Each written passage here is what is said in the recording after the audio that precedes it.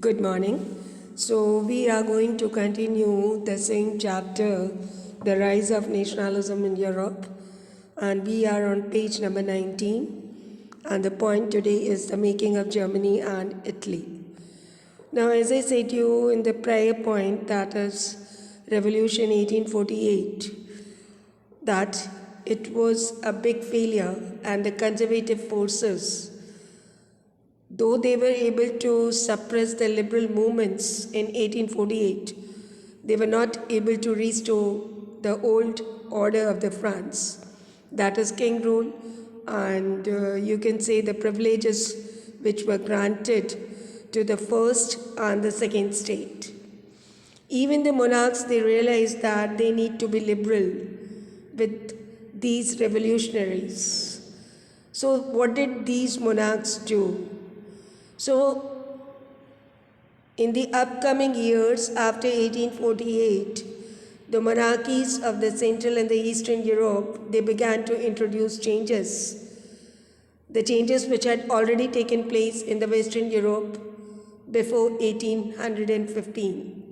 That is, serfdom और bonded labor को abolish कर दिया गया. कहाँ पर? हैब्सबर्ग और रशिया दोनों में.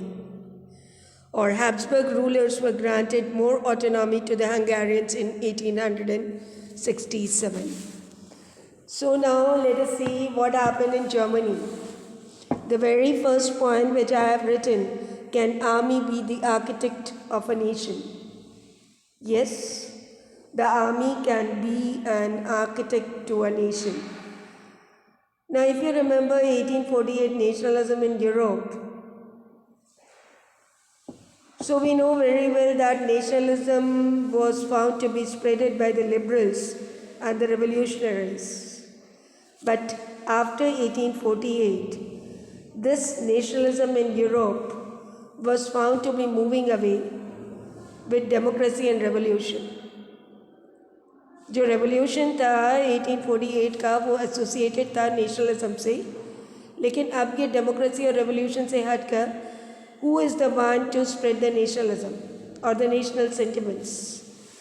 Now, nationalist sentiments were now being mobilized by the conservators.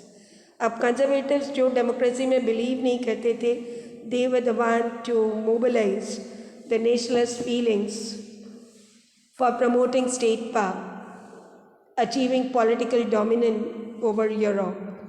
Political dominancy or state power consolidate करने के लिए इन कंजर्वेटिव्स ने ये स्टेप उठाया कि उन्होंने नेशनलिज्म को स्प्रेड करना शुरू किया.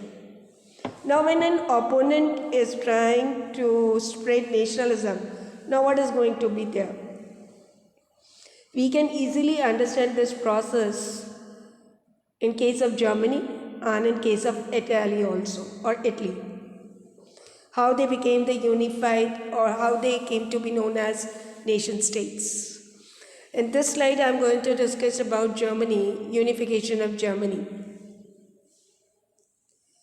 Now, as I told you that the nationalist feelings were spread among the middle class Germans during the 1848 revolution, और इन मिडिल क्लास पीपल ने एक जर्मन कॉन्फेडरेशन बिल्ड करने की भी कोशिश की. They tried to build a nation state which could be governed by the elected parliament. But the monarchy and the military plus the landowners, जिन्हें हम junkards भी कहते हैं, so the landowners of Prussia, monarchy and military, इन सब ने मिलकर in middle class people ने जो 1848 रेवोल्यूशन स्टार्ट किया था उसे सप्रेस कर दिया. उसके बाद से Prussia was the one to take on the leadership for the movement for the unification or national unification. उसके बाद से Prussia ने शुरू किया national unification. Now the chief minister is Otto von Bismarck, and he was the architect of this process. Which process? The unification of Germany. Ottoman Bismarck की leadership में Prussian army और उसकी ब्यूरोक्रेसी ने, together with the help, you can say, together with the help of Prussian army and bureaucracy, 3 wars were there. 3 युद्ध लड़े गए. And 3 wars were there for 7 years. 3 युद्ध 7 साल तक. Not in continuous, but it went on till 7 years. Now this Prussian army, together with the bureaucracy and the leadership of the chief minister Ottoman Bismarck, who was the chief minister of the Prussia, whom was the fight with? So we can say that Prussia to be on one side and 3 wars which were there for 7 years were with ADF. ADF, A for Austria, D for Denmark, F for France. At the end, Prussia was found to be victorious and thus completed the process of unification of Italy. 1871 January it was, Prussian King William Bantha, and he was proclaimed German Emperor in a ceremony held at Versailles. He was the one to join the celebration and at Versailles. 18 Jan 1871, when it was very cold morning,